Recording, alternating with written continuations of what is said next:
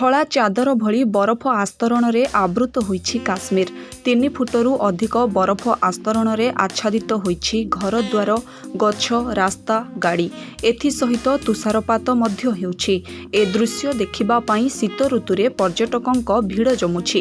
ଯୁବପିଢ଼ିଠାରୁ ଆରମ୍ଭ କରି ବୟସ୍କମାନେ ଏହି ଜାଗାରେ ରିଲ୍ସ କରି ସୋସିଆଲ ମିଡିଆରେ ପୋଷ୍ଟ କରୁଛନ୍ତି। ଏଭଳି ପରିସ୍ଥିତିରେ ସକାଳୁ ବାହାରିବା କଷ୍ଟକର ହୋଇପଡ଼ୁଛି।